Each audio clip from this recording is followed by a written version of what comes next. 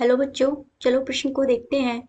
हमारा प्रश्न है, यदि किसी समुच्चय A में R और S दो तुल्यता संबंध हैं, तो R इंटरसेक्शन S भी समुच्चय A में तुल्यता संबंध है। प्रश्न को हल करने से पूर्व हम उसकी मुख्य अवधारणा की चर्चा कर लेते हैं। देखिए, मुख्य अवधारणा में हम यहाँ पे देखेंगे कि कैसे कोई संबंध तुल्यता संबंध होता है। तो तुल्यता संबंध होने के लिए तो हम लिखते हैं, तुल्यता संबंध होने के लिए से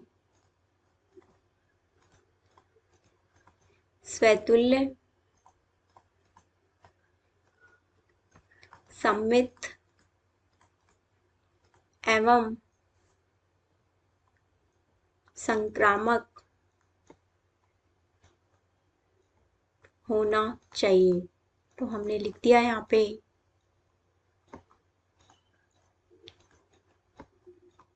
अब हम देखते हैं यहाँ पे किसी समुच्चय A में यहाँ पे R और S दो तुल्यता संबंध हैं, तो हम लिखते हैं R और S जो क्या है, तुल्यता संबंध।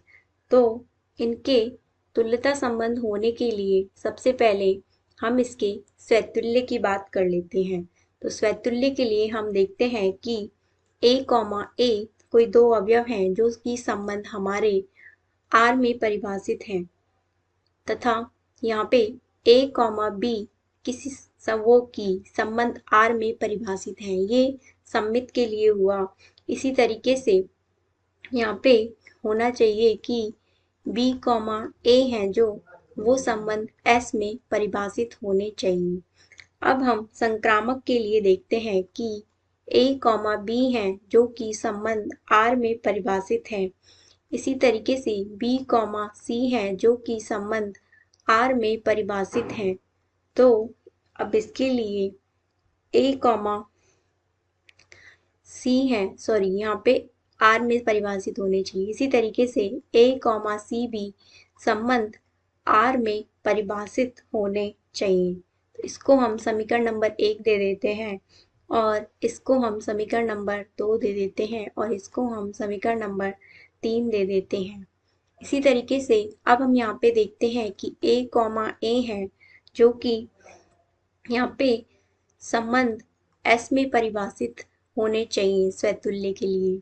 इसको हम समीकरण नंबर 4 दे देते हैं। इसी तरीके से दो अवयव A, B हैं जो कि संबंध S में परिभाषित हैं। इसी तरीके से B, संबंध S में परिभाषित होने चाहिए। अब हम बात करते हैं यहाँ पे A, B जो संबंध S में परिभाषित हैं, और B, C वो भी संबंध S में परिभाषित हैं। तो यहाँ पे A, C जो वो भी हमारे संबंध S में परिभाषित होने चाहिए, तभी वो हमारा संबंध संक्रामक होगा। अब हम यहाँ पे देखते हैं कि इक्वेशन 1 एवं 4 से तो हम लिखते हैं यहाँ पे हमारी समीकरण है जो 1 एवं 4 से। तो यहाँ पर होगा हमारा A, है जो संबंध R और S में परिभाषित हैं। तो A, है जो वो हमारे संबंध R इंटरसेक्शन S में भी परिभाषित होंगे। इसी तरीके से अब हम समीकरण 2 एवं 5 से देखते हैं। तो यहाँ पर A, B हैं जो कि संबंध R और S में परिभाषित हैं, और तो B, A हैं जो वो हैं जो क्या होने चाहिए, संबंध इसी तरीके से R और S में परिभाषित होने चाहिए। तो B, A हैं जो परिभाषित होंगे वो हमारे R इंटरसेक्शन S में भी। तो इसी तरीके से अब हम आगे देखते हैं कि समीकरण नंबर 3 एवं 6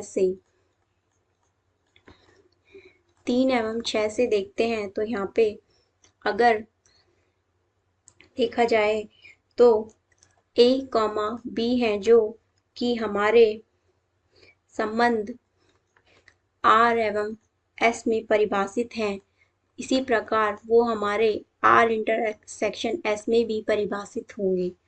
और अगर B, C संबंध B, C अवयव हैं जो वो हमारे R एवं S में परिभाषित हैं, तो वो हमारे B, C हैं जो वो संबंध हमारे R इंटरसेक्शन S में भी परिभाषित हैं।